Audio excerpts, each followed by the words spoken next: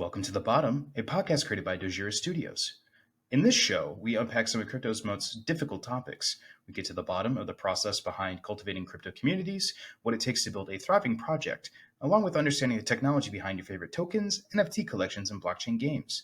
My name is Elijah McDougall, and I am your host. In this episode of The Bottom, we're sitting down with Crypto Camel to dig into the world of NFTs, music, and the future of this booming sub-industry. We talk about a handful of different NFT projects in this episode, so it's worth pointing out that none of this discussion is financial advice or investment strategy.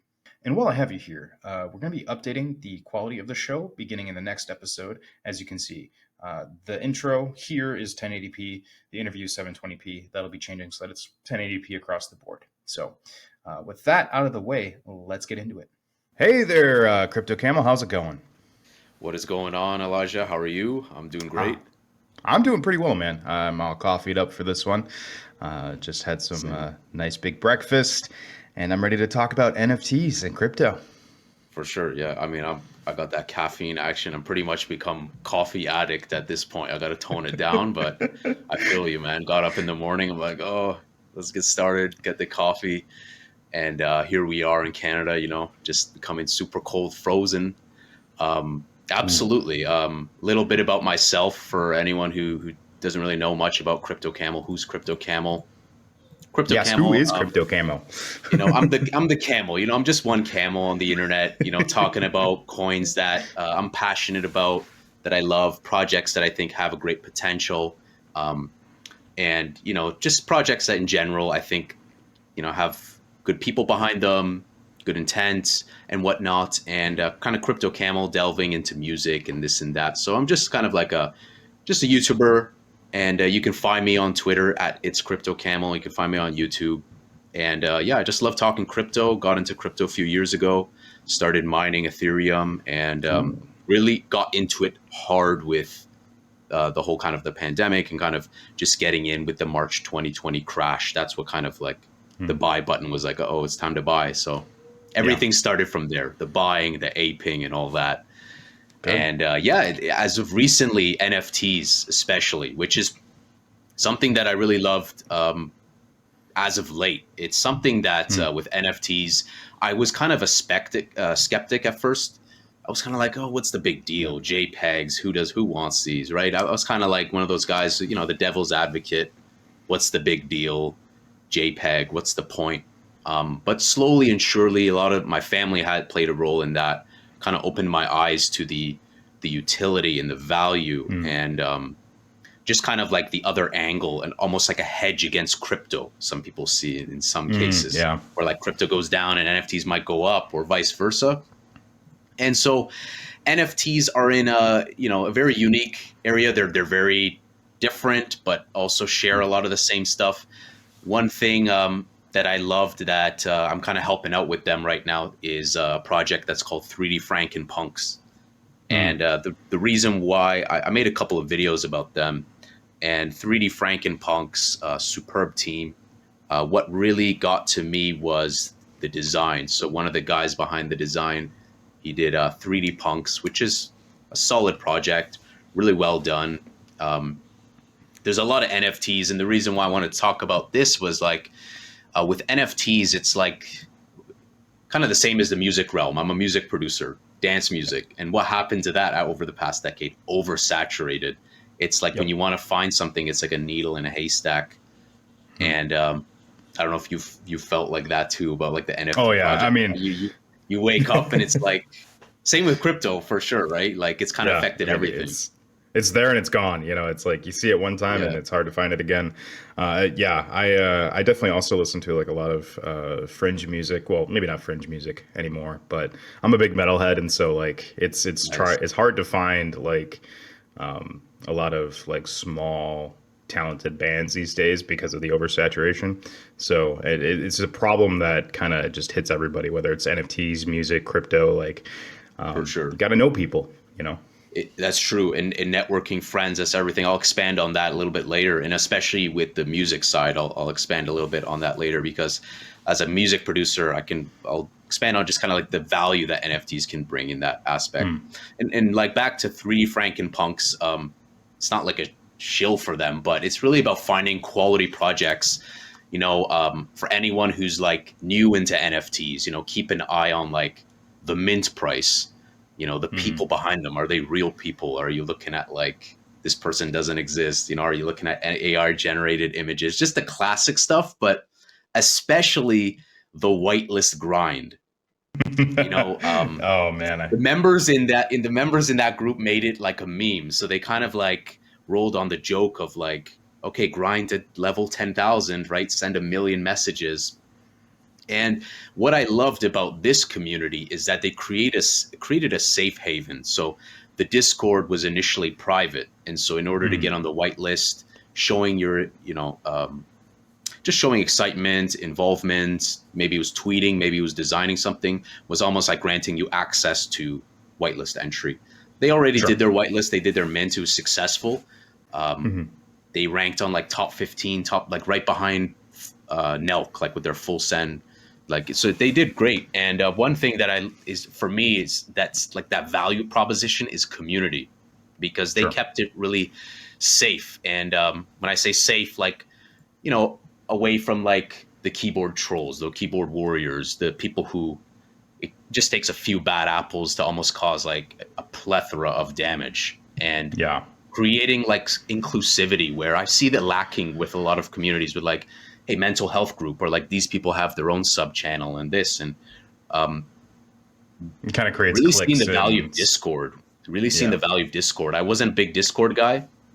Like I used it back in my gaming days, League of Legends, Mhm. this and that, playing the games. But like as of late, I'm like, wow, Discord can function as kind of a DAO. Discord can function Yeah. as, and it's beautiful. Yeah, that's one of the things that's really interesting about the tools that we have right now is that there's a lot of dynamism that you can kind of create within a Discord server, right? You can Hmm. you can create polls, you can create special roles for people to access certain channels. You can do a lot of different things very easily. But one of the things that I wanted to kind of kick back to real quick, because I have some opinions about this. I Yeah, don't like this movement of like whitelist grinding. yeah, I hate to think that it like even when it's a joke, even when it's a meme, I feel like it's when you're asking people to basically treat your project like a full time job. Like on the one hand, I guess it does create some serious loyalty, but with my marketing background, I see that mainly as a like a false way to give the impression of engagement. Like it ends up being this kind of like smoke and mirrors kind of thing where, yeah, yes, people are chatting a lot, but they're chatting for yeah. Like different there's reasons ulterior than motives, like you said, like right. the smoke and mirrors. Yeah, it's Yeah. not all So how do you, for so sure. yeah. So with that, like, what do you see as like, how do you think that these whitelist kind of opportunities will evolve over time?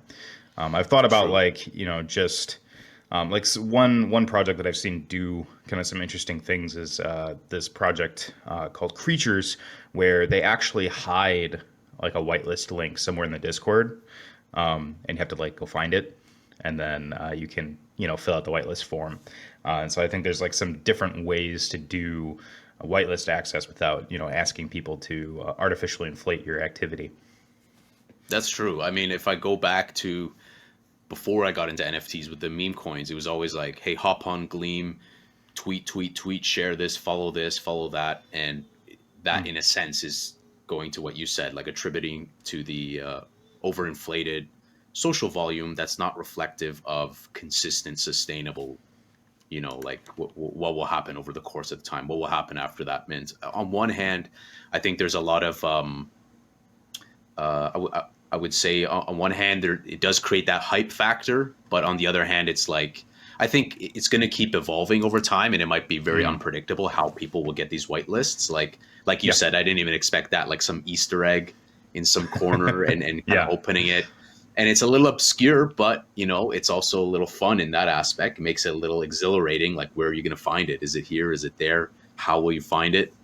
On the other hand, yeah, I don't really enjoy people's time is extremely valuable. So like to see them like grinding away for an opportunity, like a what if, and also in terms of, you know, the smoke and mirrors, like you said.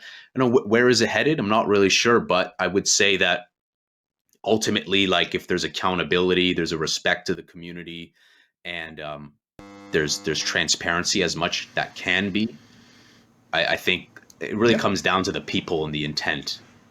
Like, Yeah. if as long as the intent is good, then we know that they will deliver their promises. But like, I can't tell you countless projects, Dex, docs, devs, this, that, gone completely. Like, Yeah. stripped from the listing platforms, untradeable, this and that. I do thank the meme coins for giving me that stoicism, so that when I see the price floor of an NFT drop, I'm not even phased. Yep. But yeah, in terms of, like, back to what you said, I think the whitelist grind, I would like for it to, I would like for people to be wild and try those different things, like you said, like Yeah. perhaps that hidden link somewhere makes it a little bit more interesting, you know? Yeah, it creates a different sense of accomplishment. I tend to feel fairly unenthused if I'm like, yeah, I hit that grind level, but like, it was a lot more work. Just give me the. I'm finding that I'm seeing more and more that people who really want it will go fill out the form, and people who actually would like rather almost grind it like won't go fill out a form, which I think is really interesting. It's like it's easier to click a link than it is to sit there and chat all day. So yeah, it's interesting to find what kind of action people will take and what they won't. Now, It's interesting. Yeah. Like in UX design, they say, what people do, and what people say they'll do are three different things. yep. There was a study where, like, they asked people, hey, which, Sony boombox do you want to take home? And everyone said black, black, black.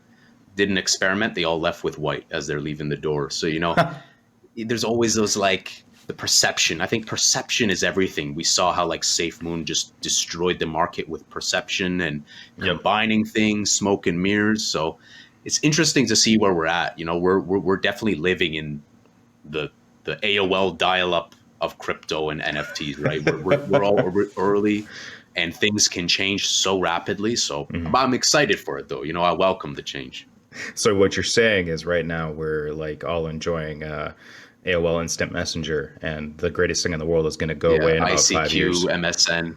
Hopefully it doesn't go away, but hopefully not like a MySpace. Like, yeah, hopefully, MySpace Yeah. 2.0.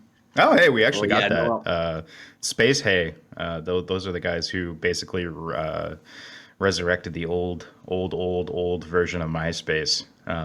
it's incredible, right? It Just is on the really subject of something. MySpace, the resurrection of all these old companies, Blockbuster, DAO. Yep. The other day, I saw Ty Lopez. He's deploying Radio Shack token today. It's like, you get a kick out of it, the nostalgia. You just get a laugh Yeah. out of it at the end of the day. I'm always interested to find out if these guys actually have their like IP rights to do that, though, because somebody somewhere is probably like, oh, we didn't sign off on that. Somebody who owns the Blockbuster IP, the branding, or like Yeah. somebody who owns the Radio Shack. So we'll see what happens. But We'll see what happens. Yeah, I'm yeah, just kind of on it's the sidelines with my popcorn out. I'm just kind of getting a kick out of it. yeah. So earlier you mentioned mint costs and Yeah. kind of like community authenticity. Mhm. What are your thoughts in general about kind of the trend of NFT mint costs? Because we've seen some successful high price mints, but I feel like it came from being attached to a very exclusive group. Because like if we look at the Illuminati NFTs, right, those were fairly expensive to mint at first, but they had a lot of hooks into Bored Ape Yacht Club and some other prestigious NFT communities, and so those people were able to afford higher mints. So like, what do you think about this trend of things getting more expensive? Do you think that more NFT projects should mint at a lower cost? I even started seeing a lot of free mint projects where you just pay gas. Mhm. I'd be really interested in hearing what you think about those trends. Yeah, I'd say it's all situational. Of course, if you price something too low, it back to that subject of perception, it almost becomes like a flea market. You're like, why is this so low? What's the inherent value of this? There's a beauty in kind of like the paradox of specificity, having in like specific collection, limited series. We look at Supreme. We look at a luxurious clothing shop where you see 3 mannequins, not 500 shirts behind a display.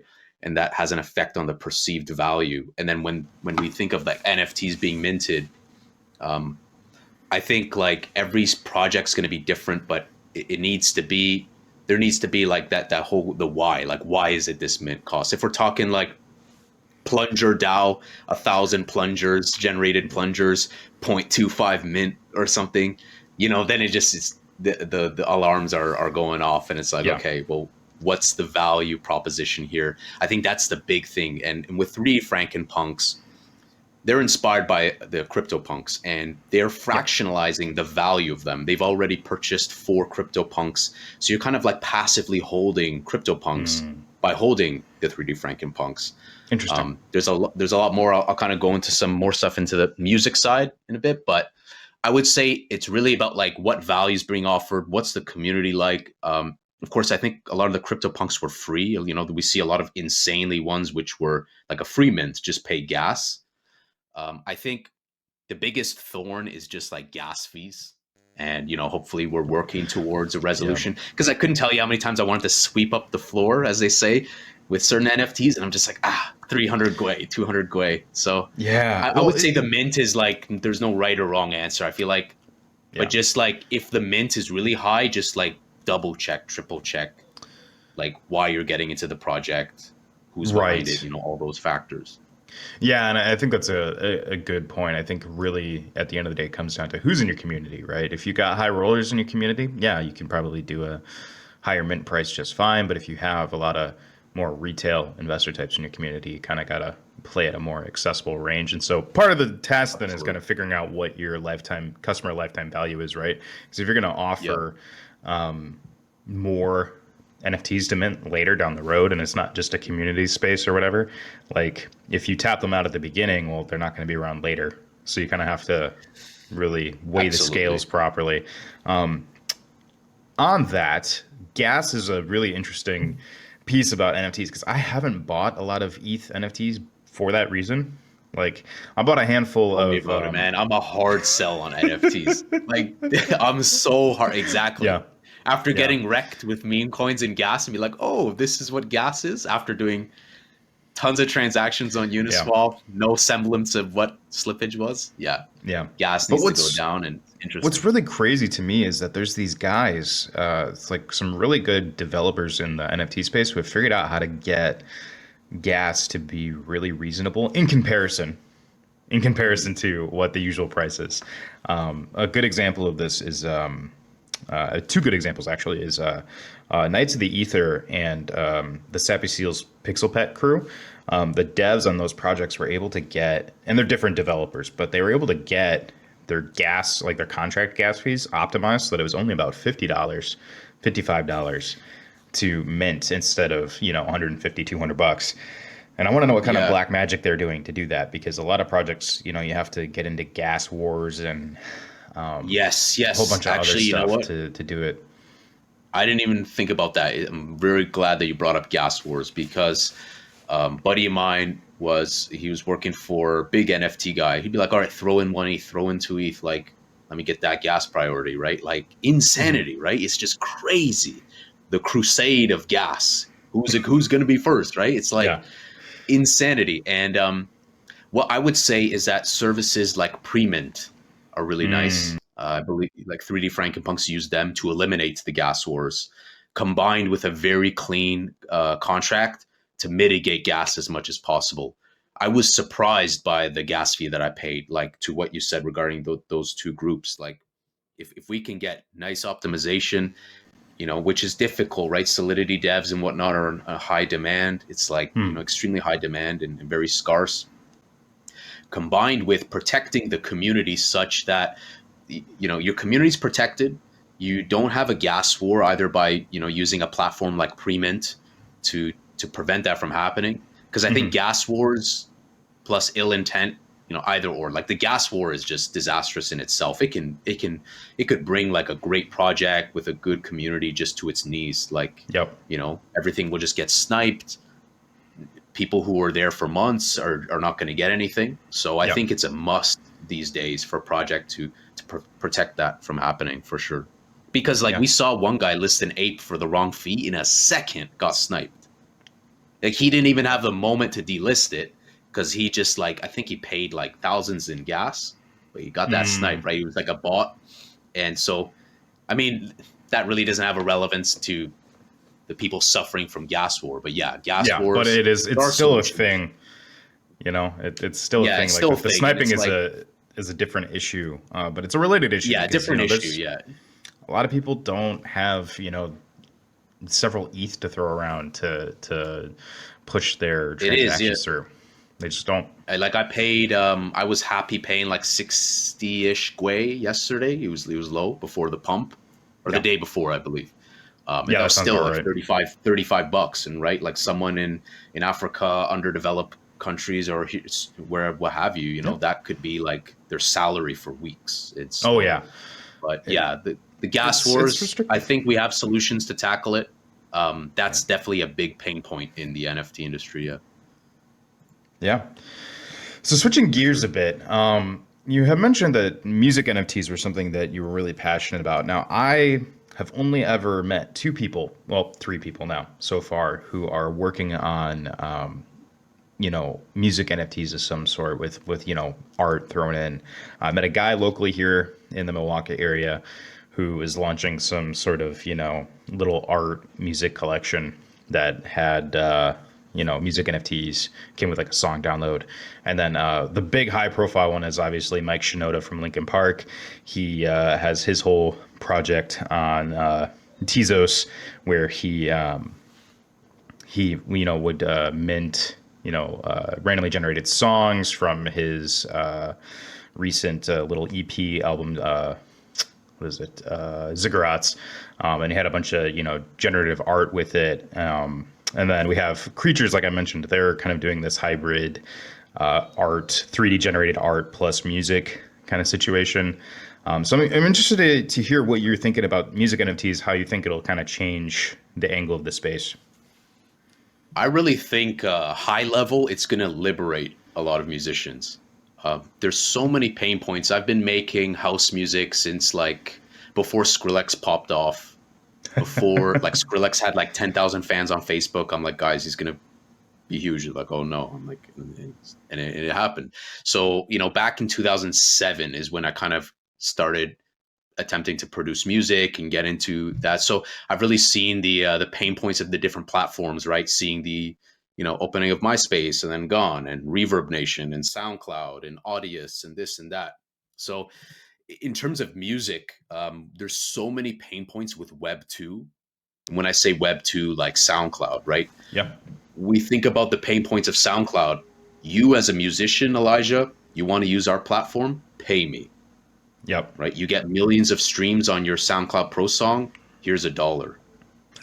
You upload an unofficial remix, and sometimes those bootlegs, as they call them, unofficial remix, are the key to making some of these big guys like very popular. When you make like a cool edit of, like a top 40 song or something, and where SoundCloud used to not enforce strict copyright laws instantly, just if something is recognized, instantly taken down. So you're censorable. You got viability, feasibility issues. You're no longer as desirable. SoundCloud has become like the next biggest joke. Like people use it, but even established artists who collaborate with Tiesto and some of the biggest people in EDM or in music in general don't even bother to upgrade their account because they're like they just see it for what it is. And so there's definitely a big, and Audius tried to do that too. I mean, with certain levels of success, they've definitely been popping off more than they did years ago. Audius is trying to a dead mouse backed like SoundCloud alternative. Sure. And you're not going to experience the copyright type of issues. You can just kind of upload a track, you remix this and that, and not be penalized. Like if YouTube was SoundCloud, they'd say, okay, you reached 1 hour limit, pay me $200 a year. Oof. And the platform hosts the musicians. So the musicians it's like starving artists 2.0. So I stopped like subscribing to SoundCloud. I was like, it is what it is, and I had a pretty established profile on there, like tens of thousands of followers, but I'm just like, I don't care about this platform. I'm going to boycott it. Like, I'm not going to support it anymore, with a lot of people behind that cause too. With Web3, we can really liberate people with like unlimited uploads, uncensorable uploads, Sure. so that they're like weird edits, they're copyright this and that. And I'm not advising for people to go and steal people's tracks, but Oh yeah, definitely don't art do that. is like, yeah, no, but it's like, in terms of how these platforms grew and got to the point that they were, and many of these artists had their success, be it Dead Mouse, Tiesto, Hardwell, even Skrillex back in the day said, download my album. I don't care if you pirate it. I don't care if you do this. Just get it. Sure. And like music just needs to be heard, right? When we Mm. shut it out with like putting money behind it, or we censor it, kind of really hurts the musicians in the long term. It's like short sighted. So with Yeah. Web3, it's like the use cases. Like, imagine you buy, it doesn't even have to be like a music NFT, but let's say the musician has like 100 of these for his album. When you buy it, you get sick merch, extremely high quality merch. You get a limited time like this or that, kind of a Yeah. value proposition there. Or maybe you get access to like a private pool party. Yeah. Like the festival goers go, but hey, you want to see Elijah at the Miami pool party at like 10 p.m.? Present that Yeah. NFT in some way, Exactly. right? Like almost like an access, like tying those things, and that's just kind of like just a few. We have like on the producer side, so many producers, they would hoard VST synthesizers like Mm. plugins that no longer are supported anymore. Now imagine if they were on chain. Imagine you bought an old school vintage synthesizer for your Mac or PC, but it was on chain rather than Mm. in the dust, a serial code written down and it no longer supported. What if it was on chain and someone was like, damn, I love that antique. I want to buy that from you. Yeah. I want to transfer that from you. So it's Well, like, there's a it's lot it. of Yeah, potential. it's interesting you say that because I think that's one of the places that NFTs will go in the future, especially when we're talking about Web3 enabled products for kind of the retail consumer class. There's a lot of technology, well, maybe not a lot, but there is some technology being built to enable linking those physical products to the blockchain. And I actually know a company that's working on that. They're like building these tags that use NFC tech to link, a physical item to it's like digital twin NFT through your phone. Basically, you scan it with your NFC Interesting. scanner in your phone. It executes a smart contract, and then you can take the NFT out of the like Tag's custodial wallet and put it in your own wallet. And yeah, so I mean, Interesting. like we're seeing a lot of. I think we're going to start seeing more of that, and I think it's going to be specifically with a lot of antique. Actual, physical art that people want to make sure Mhm. doesn't go missing. It'll probably be mostly for luxury products and antiques and such, but I think we definitely will start seeing more in the way of NFTs making their way into real life, or outside of Web3. Really, it's not Web3 is real life, just a different segment of it. So For now, sure. one Yeah. thing I Like want an to overlap. yeah, exactly. One of the things I want to kick back to, I come from kind of a background where I have some creative mentors in Hollywood and in film, and it's really interesting to hear kind of your experience with kind of making music and going through a lot of these Web 2 platforms, and how a lot of people in your particular genre space tend to get big off kind of remixing big established hits in a in whatever genre they're working with. For me, I'm very scared to like touch intellectual property that's not Oh mine, yeah. because I have people in Hollywood that I know or who work in proximity with Hollywood, and they're always telling me like, be very careful, you don't want to steal ideas or Yeah. concepts. And like, so what's the kind of the philosophy in that like indie music scene where like it's almost more acceptable, not that More it's reckless. necessarily Like, yeah. legal, but it's I more would acceptable say, to do that. yeah. I mean, in before I comment on that, I totally agree with what you said earlier, like in terms of the preservation, right? Like preserving a lot of these lost gems and on chain that can help a lot with that. In terms of like, what's the whole philosophy with people being a little bit more like dangerous, I would say. Um, it's just really, I would say, just native to the genre. I mean, dance Mm. music was something that was heavily shunned. You know, like Eminem said, nobody listens to techno. Now here we are with like with dance is kind of like embodied in trap. It's kind of got the dance elements, and you got it like in the hip hop, and you got like this, and you got that, and there's so many overlaps now of music that like I'm not where I used to be years ago. I love classical. I love Hans Zimmer. I love hard like dance music. I'll listen to some Tiesto, Afrojack, but I appreciate everything because, like this musician said, Kashmir, your music is only as good as what you expose yourself to, as what you listen to. So it's good to have a vast array of dynamic range. Sure. And in terms of people being like making these bootlegs, I experienced that firsthand where I made like a remix of an artist and I timed it really well. The song wasn't even out yet. I just downloaded like a leak on YouTube and I just worked with that. And it was Yeah. low fidelity, but I just worked with it, did my magic on it. And the day they released the track, I released it a few days later because I was like the first to market with the remix. Sure. And it was a big celebrity and like she loved it. She retweeted it, like posted on her socials. And yeah, I was doing something that would have been like, hey man, like Camel, like what are you doing? You're gonna get sued. And I could be Right. like sued, I could be taken down. And it was those like I was concerned too when I was uploading on Web 2. I was like, is YouTube gonna pull it down or is it gonna be SoundCloud? Or is it gonna be both? Yeah. And I experienced that where it's like, oh, the remix is not here, it's over there. And that's where like Web3 can really help to liberate these musicians, like have their voices heard, have that guy in like Nigeria or wherever, like be able to make some cool beats and not pay $100 to like Yeah. be heard, you know? It's like it's Well, tough, right? It's tough. And that yeah. yeah. I So think that's I think with dance, it's just like with house music, it was always rebellious. It was always sure. like, you know, we think of hip hop, it was going against the grain and going against like, you know, kind of like liberating people, going against Yeah. nowadays it's a little different. It's just money, money, money, cars, this, that. But same thing with dance music. It was like an evolution of that. Chicago, house music, Detroit, this, Mm. that. And so like Yeah. I would say they were more dangerous. And I've not that I was careless, but like Sure. I Sure. think just focusing on the music and focusing on the art and less about the legalities. Sure. Not that they're not important, but Right. just Well, and that that's just focusing on the art. yeah. Well, I think too Which sucks one of because the then you get nasty surprises. Then you get nasty yeah. surprises, right? Well, Your song has been taken down. Damn it.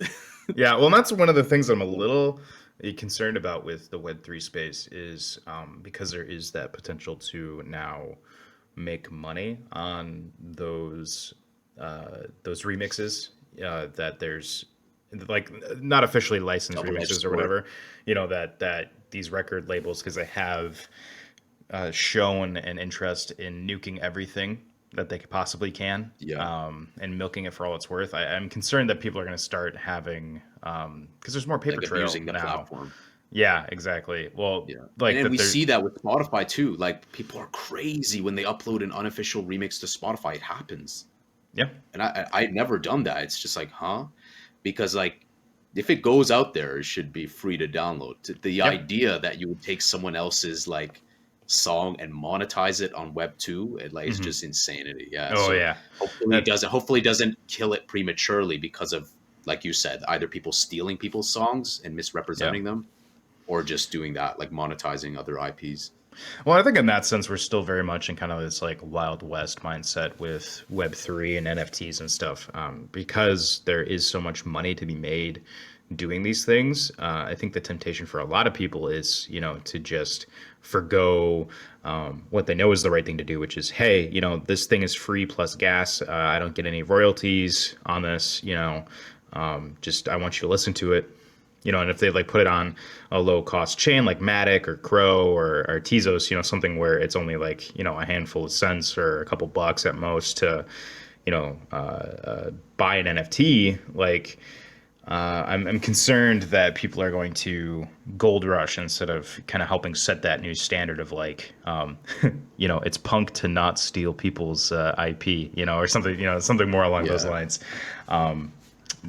we'll see. I think that like most people that I've seen interested in just music production in general and like crypto Web3, they they seem to just be a good intent, good hearted. I think they're just going to be edge case users like who try to do this, Mm, much like the people who are uploading like an unofficial remix to Spotify, which is just pure insanity. Like, why risk getting your distribution account banned? Why risk a legal case, right? It's not the same as like throwing it on right. YouTube unmonetized, throwing it on, because even YouTube encourages it in the sense that some artists, and I love this approach rather than blocking it, because you have the approach of blocking it in every Hmm. country, which is, in my opinion, makes no sense because Yeah. like if someone made a remix of like my song, it can help give me more clout to kind of help give more exposure to me. I like the artists, and I've seen this directly on YouTube, where they actually share the revenue with the unofficial remixer. Yeah, that's a good They idea. share the revenue of the ads. Yeah, like it's imposed automatically. Like it's not up to you to unmonetize it or Right. enforce it on your own, but they share it. And I think that's beautiful because they're Yeah. like saying, hey, you know what? If you remix on our record label, chances are it's not going to be taken down. It's not going to be blocked globally. Or how I had one remix. I remember it was available only in New Zealand. Some laws are funny, right? So Yeah. really funny. It's almost it's really like Yu-Gi-Oh card deck. Like, what am I gonna get today? Is it trap hole? Is it dark hole? Yeah. What am I gonna get? Yeah. It's I the get you. obscurity and ambiguity and the uncertainty that I think Web3 will help so much with that liberation, the Yeah. financial. And I'm waiting for that day where we're gonna have like obscure people won't even know what chain they're using, being it Solana or this or that or Matic, Yeah. but they're just like exchanging songs and doing music related stuff. It's Right. definitely a lot of potential. And I think on the subject of what you said with the with like labels, legal management and whatnot, I think crypto has helped so much to establish that like we're here to stay. Money is here, Yeah. and because money is there, they're gonna follow it. Much Yeah. like when we went from CDs to streaming platforms. I think that I think the only problem will be people who are abusing the platform. But like I said, Yeah. they'll be edge case users. I think it'll be a small minority. Yeah. Yeah. So, kind of, you mentioned a couple times now, other countries and kind of how you might, post something somewhere else to kind of get around, or not even get around, but just to have different access to different communities and stuff. What are you kind of thinking overall about this kind of more globalized crypto ecosystem? Because we live in a globalized world. It's kind of something that we're not going to Yeah. get away from very easily, or should we? That's a very political conversation that we're not going to get into. But what do you think overall of this Yeah. global crypto market? Because you're right. People in a third world country are living way better now because they were able to pick up some crypto, and it turned into a lot more money than they could have gotten working weeks at a time. Yeah. I would say, obviously there is strong volatility. And I really like what Thailand said. I think it was Thailand.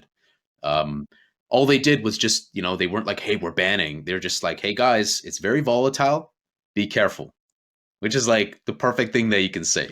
Just like words of wisdom, like, hey, think twice before you ape in, right? Like, it's just, DYOR. yeah, exactly. DYOR, even though we preach that advice and we just ape in anyway. Spend what Yep. you're willing to lose, like DCA, but it's like I don't have unlimited liquidity. What am I going to DCA with, right? My tears.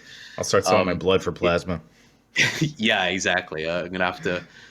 Good day. It's crazy. I would say that global crypto market. Yes, we're definitely like on an always on connected world, right? Like it's just the internet is just more and more embedded in our life. It's becoming Mm. more and more embedded. I don't think anyone 20 years ago would have saw the day where we're hopping on, like, even though this seems quite standard and mediocre, like the communication that we're having now, the phones that we're having now, we take away our phone. It's like, where's my phone? Where's my phone? Even today, I was freaking out. I'm like, where's my phone? Where's my phone? I'll put it on the shelf. losing my mind, right? Everything Yeah. we have is embodied in it. And with the global crypto market, I think it's just going to become more and more unified, right? We have this Mhm. 24/7 market. It's not like stocks. It's very different.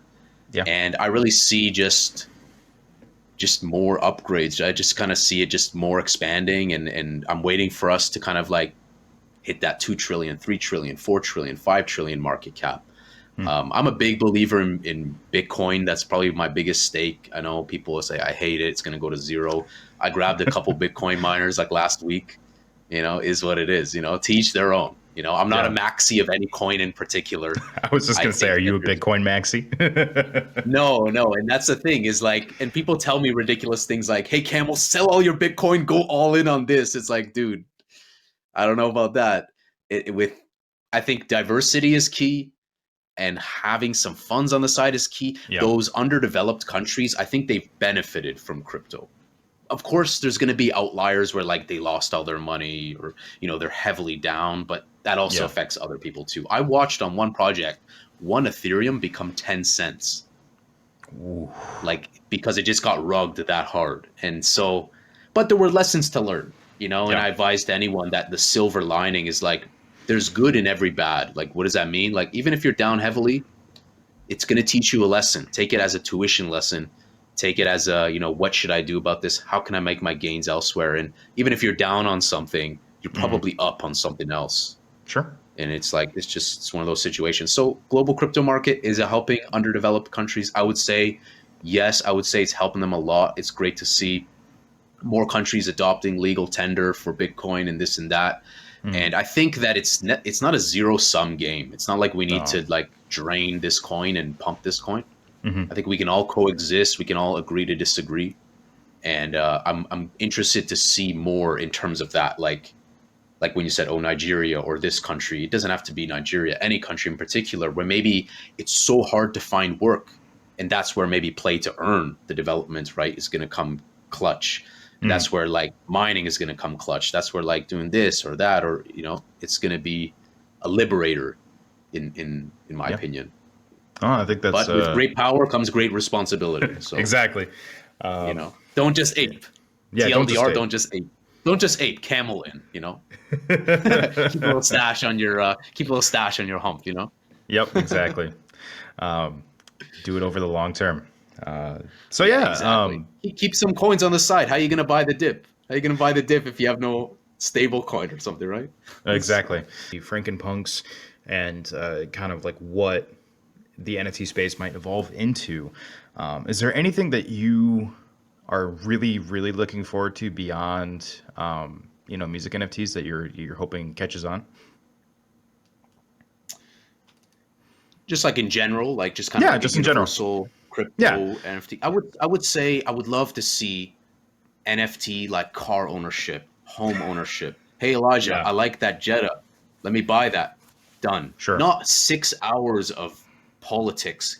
Buying and selling a car in Canada, don't even. Ontario, oh my goodness. Just it's like I'm walking in quicksand with honey, and like, it's just a Cirque du Soleil. It's just a carnival. So I would love to see crypto make those things like home ownership, transfership, um, you Yeah, know, and especially like with the property ownership of like, I own this. I Elijah, I Camel, am the owner of this car. This is yeah, proof so that you're not being scammed. yeah, And let's make it happen quickly. So it's like validation, quick transaction. Those yeah, pain points, I think I'm really pushing for that. And that's where I want to see the evolution of NFTs beyond just JPEGs, beyond just yeah. music and like helping musicians and helping that. That's all fabulous. I'm really excited about that. And FrankenPunks, they're going to be pumping out like a fire album, which I'm helping with. It's gonna be sick. It's really inspired by like Migos and Future and all these big Nice. dogs, Drake. But really, it's about that, like tackling those pain points, validation, you know, those things that just have too much paperwork and politics behind it. I think that Yeah. would be quite. I think everyone would enjoy that. I think everyone would benefit from that. True utility Yeah. NFTs. There you go. Yeah, Um, exactly. Not just like a speculative investment that's not liquid, and you're really right. just depending on like, do you like this? Do you not like this? It's beautiful in a sense because you have value delivered right then and there. I know a lot of people say, well, what's the value of NFT? And on the subject of that, it's like when I invest in a crypto token, there isn't that personalized factor. Many NFTs, and I saw my mother say about this too. She's like, oh, I love that one. It looks like me. You know, you got that personal touch and you have value delivered already, aside from what they want to do, how their ecosystem works. And so, like, I think NFTs really is just about that. Like, I want to see more freedom, more liberation, and problems being tackled, like you said. Yeah, I think that's a really good outlook on things, and I think as we get and more Ethereum too. Yeah, well, I think once we have Ethereum and the sharding and everything, I think we'll be in a much better place. You know, it's going to be interesting with that because is the price going to crash? Is it not going to crash? You have a kind of a conflict of interest in some sense, but I'm just like I was going to say, the popcorn will be out, and we'll have to see what happens. You know? We'll see what happens exactly. Take it day by day. Exactly. So, where can people find you, Crypto Camel? Absolutely. So, easiest way to find me is on Twitter. It's Crypto Camel, just one word. You can find me on YouTube also, the nice shiny golden camel coin. Connect with me. I read all the comments. You can DM me on Twitter, and I'm always looking for new projects. And just hit me up. You can chat up. And it's been a fabulous conversation with you, Elijah. I really appreciate you bringing me on. And man, I'm excited for the industry to just keep evolving. Bitcoin to $100 million. Well, for your sake, I hope that it does happen. I don't actually own any Bitcoin right now. Million. Oh, but, no. I know. I just said a bad thing. No, it's okay. No, you see, that's the thing, though. It's like, that's fine. It's totally fine. It's like invest in what you love. And that's the key. Get behind what you love, because you will hold that token when you love it because you're passionate about it. And you will be rooted in there like a strong tree, and you will not be jaded when it goes down, when it goes up. Thank you so much for listening to this episode of The Bottom. If you would like to learn more about Dogira and Dogira Studios, please consider heading over to our websites, dogira.net or dogira.finance, where you can find out more about our project, our token, our products, and our DeFi platform. I'm your host, Elijah McDougall, and I look forward to catching you on the next one.